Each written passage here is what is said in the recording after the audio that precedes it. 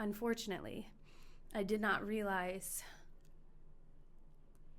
there's a lot of healing that happens when someone is sick against your will. You're forced to use that 5%. When I sat next to him one day, I took his hand and I knew he was suffering. His liver was failing, his skin was yellow, he looked like a shell of a person that I remember.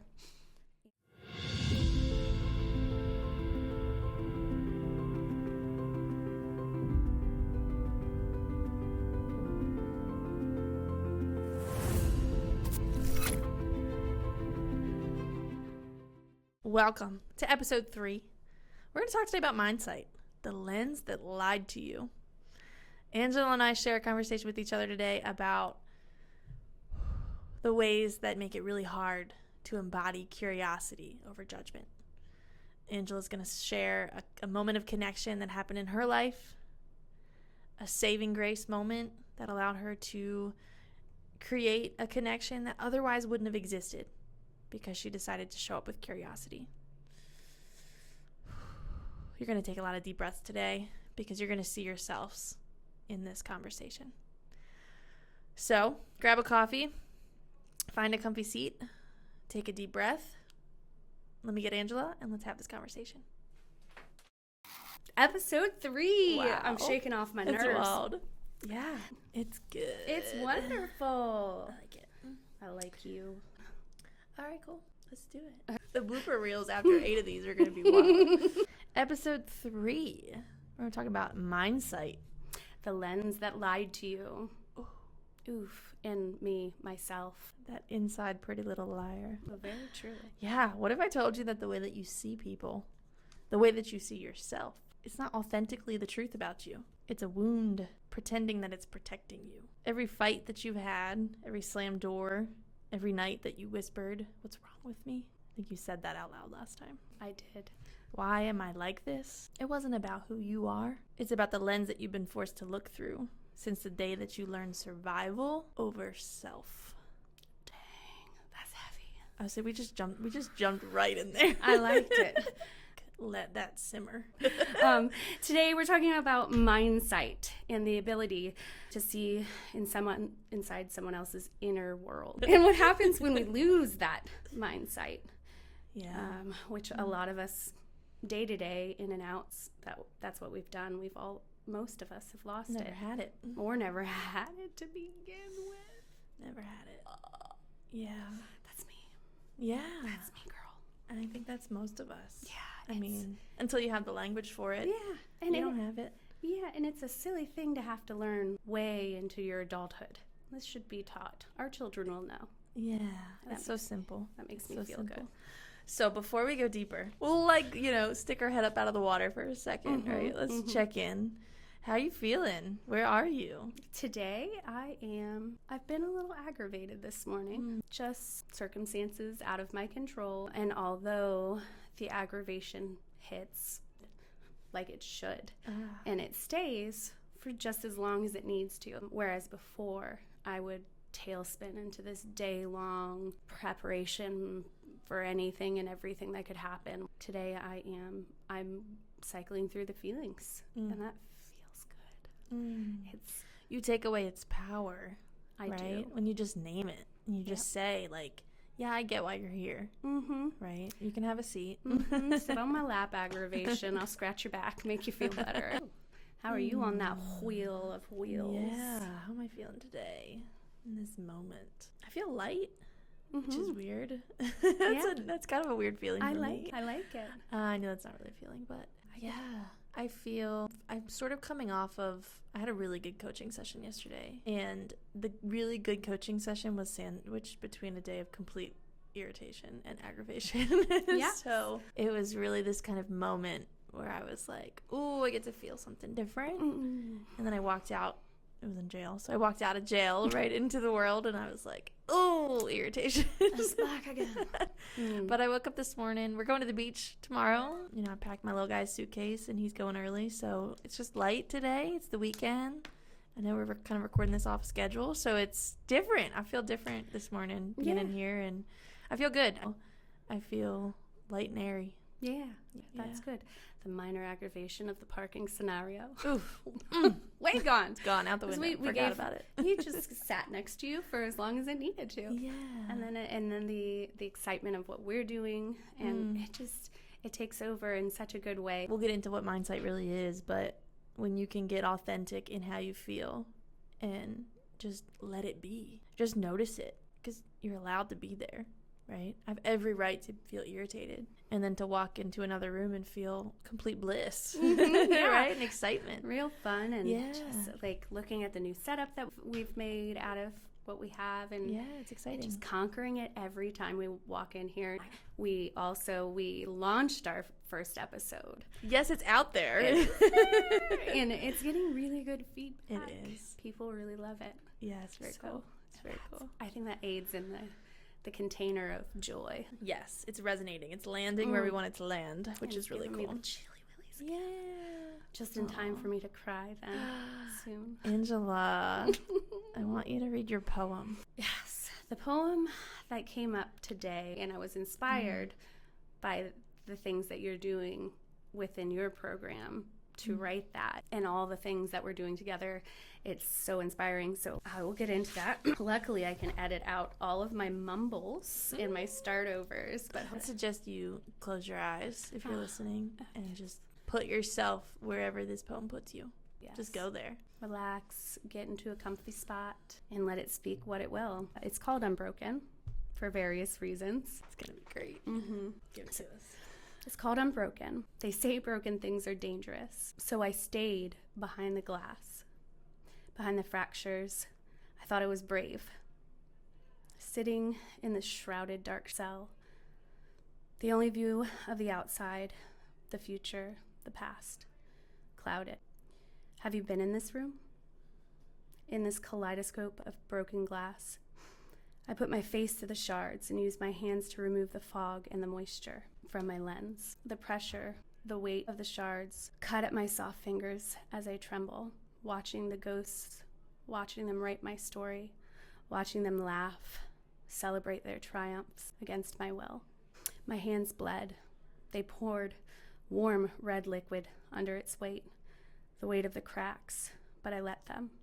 I sat behind the glass in this room, just enough light outside to make out the wisps of demons and monsters that lurked on the other side. And while they lurked and pounded and stomped and bellowed, I could hear them, just a whisper. Who do you think you are? You to want so much, to believe in you. You who remembers. You remember how everyone treats you in the end. You make it easy for them. You're quiet, you're soft, you share too much. You bleed on your sleeve, through your heart.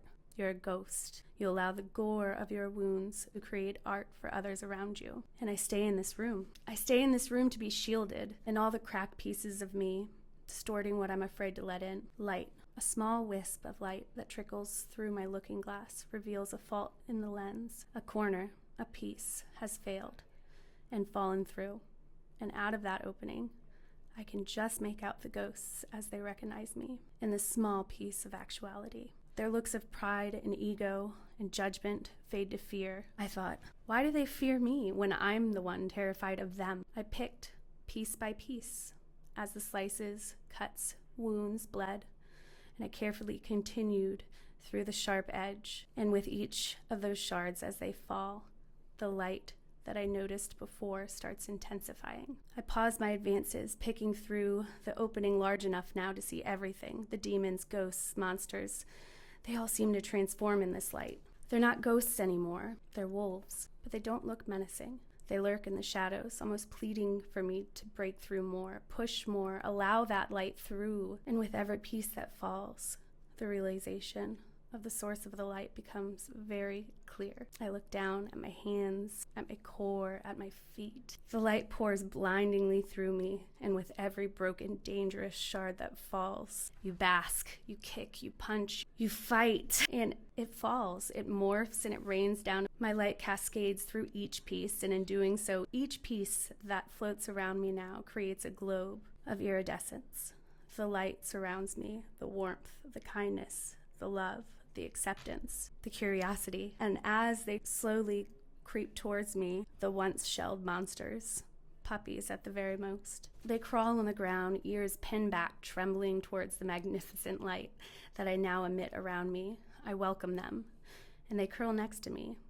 They transform, and as I pull each one of them to my lap, they take a turn in the light and blend. They blend to the light, that kaleidoscope of colors that now pours from my veins like the blood once spilt by the dangerous shards of broken glass. Have you ever been in this room? The room of broken. The room of glass. Have you seen the gore seep through your fingers? Have you? Please, I'm begging you. Kick, punch, fight, break the lens, and allow the pieces of you to shine unbroken. Period. My Lord, merciful beast. And how many people feel that? It's my story, but it's your story. It's my story, but it's her story. It's his story. It's the feels, man. How beautiful. It was lovely.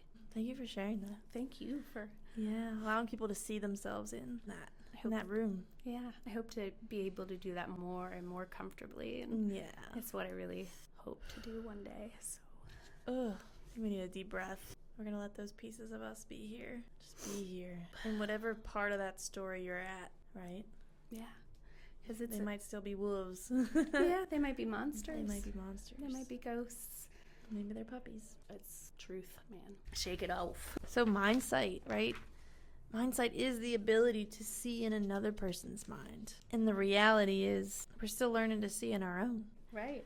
We're still putting ourselves in that glass house. And yet we're trying to look at other people. Right? We talked last week about judgment and curiosity. We're still looking at other people through a lens of judgment because we're still looking at ourselves through a lens of judgment. Through that fog of monsters is how you see everyone. Yeah. And you can't ever connect with anyone really when you have that much in front of you to see through. Right? It's hard. Yeah. And mindsight it's the ability to see in another person's mind. It's the ability to see in your own mind. Did you see in my mind? I saw it. You bled on the table for us, right? But it's seeing beyond the surface. It's seeing beyond the behavior and what's happening underneath. We talked last week about that root to bloom concept. The behavior is the bloom, right? The flower that we see. We don't see what's going on in the dirt. No. You shared with us through your poem, right? So we can see you a little bit deeper right now. You feel it a little. Because you shared that with us, right? But most of us don't walk around reading a poem of what's inside. No. Right? So when we use mindsight, we look at our children, ourselves, the people that we love, the people that we work with, the people that are just passing us on the street. And we replace thinking, she looks like that. I bet she did this. I bet she's thinking this. I bet she just came from this. What's wrong with her? What's wrong with her? Right? Why would she show up that way? It replaces that with our ability to be curious, at least a layer of curiosity. But mindsight takes it a step further and says, I see you for what you fear, for what you're longing for what your wounds look like. And it's about seeing ourselves that way too. I have to keep saying that. Yeah. Because it's a lot easier to look at other people with a lens of mindsight, but we're not doing it authentically enough unless we're doing it for ourselves. You have to push past the glass and the monsters and the fog. Yeah. You have to. Most of us, we're blind to this. Not because we're bad, but because the world taught us to survive, not to see. You just said this, right? We should teach our kids this. Yes. Right? From a very early age. I have a 3-year-old, and he's going to know this. Yes. Before he's 30, right? And they can learn at any age, because teaching my 17-year-old and watching him and just watching that kind of grow within him too is kind of cool, because it doesn't matter if you're 3 or you're 6 or you're 11 or you're 28 or you're 35 or you're 38 and a half. Yeah. I coached on mindset yesterday in the jail. Yes. Yeah, so I'm sitting in this room, and my group is small now. I've got only 3 women, but it's perfect. And the women in front of me range from 20s to 50s, if I'm guessing, because I'm guessing. I got a woman whose children are the age of the women that are in there, right, who are my age, right? So we've got this generational thing going on, which is really cool. And we talked about mindset yesterday, and I kept coming back to say it in the most simplest terms, right? And I'm in a jail, right? So use that with that's the lens I'm looking through. But a new girl moves into their housing unit, right? You've seen it on TV if you've never seen it in real life, right? The girl walks in with her, her bedding and, her belongings, right? And she walks in on the unit, and there's 50 other women in there. Yeah. And I'm talking to these 3 women and I'm saying, what's going through your head? And the first thing the one girl said is like, why does she look so ratchet? Right out of the gate. That's a perfect example. Yeah. And then the other girl goes, I wonder what she did. Right? And the other girl goes, she looks like this girl I used to know. So you've got, she looks so ratchet. We're judging her looks, right? She looks like somebody I know.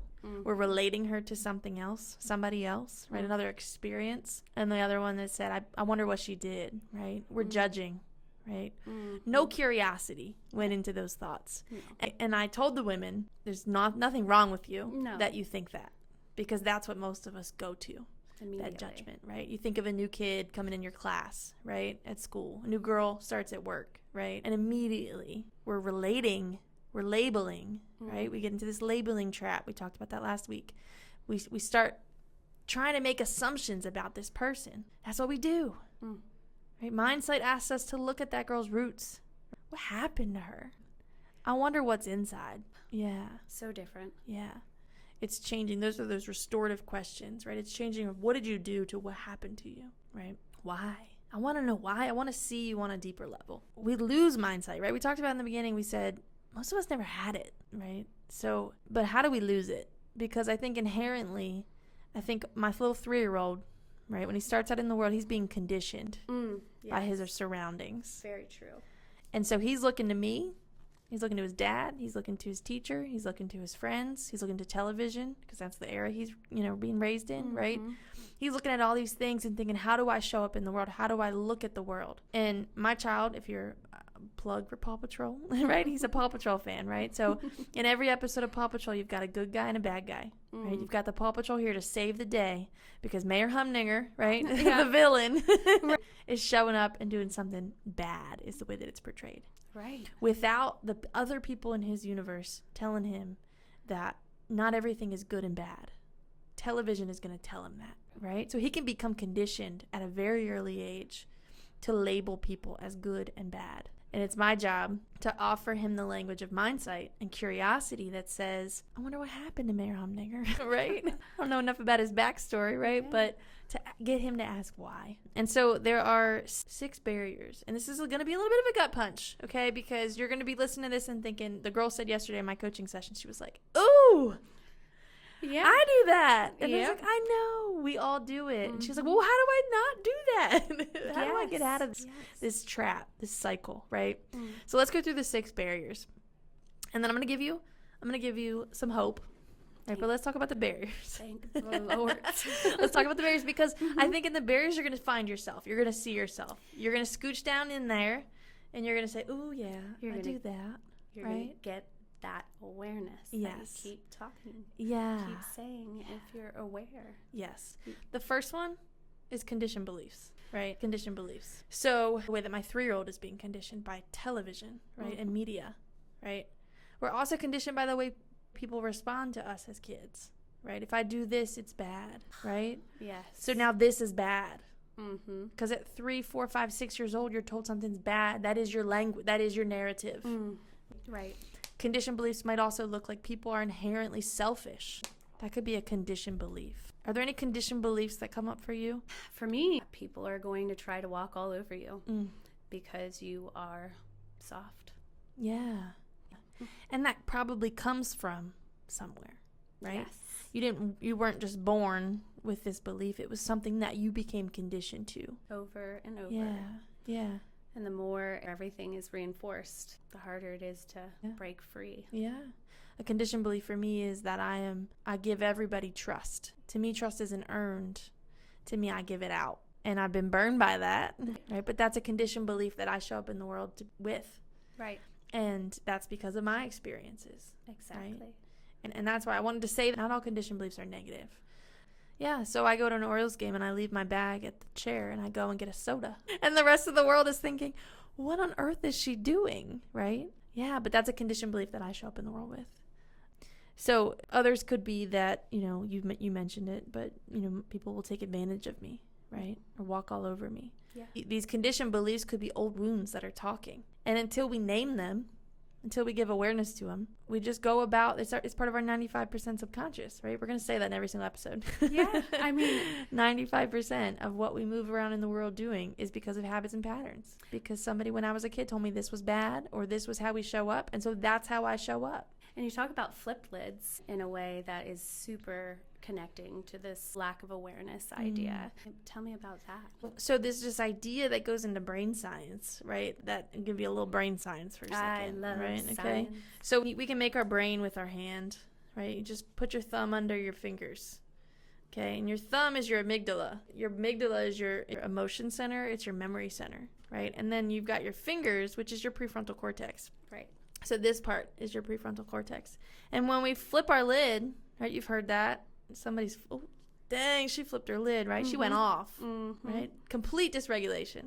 0 to ghetto in 2 seconds. 0 to ghetto in 2 seconds, right? Yeah, you also think, I like to bring a little awareness. I have a 3-year-old. My child walks around the world like this, right? Because his prefrontal cortex is not developed yet. And we can't expect it to be. No, right. We do, but no, we can't, right? So your prefrontal cortex is responsible for reason and logic, right? And so when somebody flips their lid, when they are dysregulated, when they are triggered by something, and we go offline, right? That's what we say, we went offline. Because our prefrontal cortex, we don't have access to it anymore. And so what's driving? Our emotion and a memory center. And your memory centers, our brains are designed in a way, for whatever reason, to hang on to those negative memories first. We hang on to them. We do. Yeah. We really do. I guess because of the safety aspect. Yeah, because absolutely. That's an underlying need, yes. So when our lids are flipped, we can't access those reasoning logic, so we are reacting out of emotion, right? And in those moments, accessing awareness, looking at my 3-year-old when he throws something at me, which we talked about last week, right? When my 3-year-old throws something at me, I have a nervous system. My lid is now flipped. I'm acting out of emotion. I'm acting out of emotion. And so mindsight tells us something that's going to prohibit us from accessing mindsight is a lack of awareness. That's the second one. And that lack of awareness in education says, he's 3. Let's think about his child development, right? Let's think about where he is. Let's think about what's going around in his world. And when my lid is flipped, I can't access that. No. I can't access that logic. So I have to come back online. But people that are, I'll give you another layer here, people that are raised in, that are wounded, right, that were raised with, we haven't talked about parenting styles yet, but that were raised with this power over, right, this parenting dynamic that says, because I said so, because I'm an adult, because I'm your parent, right? I'm big, you're small. Yeah. I'm right, you're right? wrong. When you're raised in that environment, education and awareness, you have this experience that might counteract an education and awareness, right? So you might look at my 3-year-old and say, no, you have to be online because I said so, right? Right. Physiologically, my little boy's brain says not possible. Yeah. So we are expecting then, without a lack of awareness in education, we expect things that are physiologically impossible from our children, right, or from other people around us. Right, because if you dig into it, you learn that a lot of us have been walking around just like that 3-year-old because we were never given the tools of that awareness. So we're walking around with our lids flipped for so long that we don't even notice the smoke coming from our own nervous system. We have conditioned beliefs, we've got a lack of awareness, and then we have this judgment lens. If you haven't gathered that yet. Yeah, basically. If you haven't gathered that yet, right? Yeah. It's, what we call lazy might be grief. What we call dramatic might be somebody drowning because they don't have the language. So this judgment lens, if we are showing up in the world without curiosity, we can't access mindsight. If we are driving with judgment, if we will look at that girl coming into our housing unit, right, and we're thinking about all the ways she reminds us of somebody else we used to kind of know, right, or thinking, all the negative attributes that might be true about her that really have no business, right? But mindsight says, let's look at her with curiosity. So we have to strip this judgment. We have to strip this down. What happens is, especially for children, is that the way that a parent speaks to a child becomes their inner language, becomes their inner narrative, that inner voice, right? I used an example yesterday. There's a 10-year-old, right? And his mom speaks down to him. his mom shames him. And this 10-year-old, his thing is his humor. He loves to tell a good joke, right? So he's at school, he's telling jokes, he's making friends, people are laughing. He loves that. He comes home, he tells a joke, and he's shamed. He's punished, right? That starts to silence somebody. That little boy who probably humor was going to be his thing, right? Is probably a huge piece of who he is and still is, becomes a shadow of who he was. And he's 10. So that little boy, when he turns 16, 17, he's probably not telling jokes. He's probably pretty quiet. And so he starts to move into the world with this lens and this narrative inside that says, shameful. I'm shameful. Right. Or a 38-year-old woman deciding to give herself a little bit of an exposure therapy by reading her own work. Even though the voices in her head were telling her, you don't have the know-how. Who? You? Laughable. That's what I hear. You will be nobody. You will struggle, and you deserve it, basically, is what was going on. And if you really think with that mindset, I wanted to mention, because if you think about how our kids or other people might be talking to themselves because of the outside world, it is so much easier to be compassionate if you see them, you know, as their little selves with that person saying those horrible things. What would you do in that situation? You wouldn't judge them. Right. You'd save them. Yes. You'd say what's wrong. You'd hug them. You'd do something. You wouldn't make it worse. Right. If Angela started out reading her poem and said, you're laughable, I'm laughable, right? Who am I to think that I can read this poem? If we could see that, if we could hear that, then we would have heard that poem from a whole new lens. Right? We would have seen deeper within you. And that's the reality of mindsight, is being curious. It's listening to Angela read a poem and thinking, I don't know what's going on in her head because I don't know all the inner parts, right? People listening maybe don't even know you. Right. Yet. Right. But it's listening and thinking like, I can see myself in that house. And gosh, I wonder what happened with Angela to make this feel so painful and real for her. That's curiosity, right? It is. But we don't walk around with the teleprompter. No. Someone yelled at me. Gosh, sometimes. Like, can I get a shirt? Yeah. Be nice. I'm traumatized. Yay. And then that brings up the fourth one. The fourth one is fear and projection.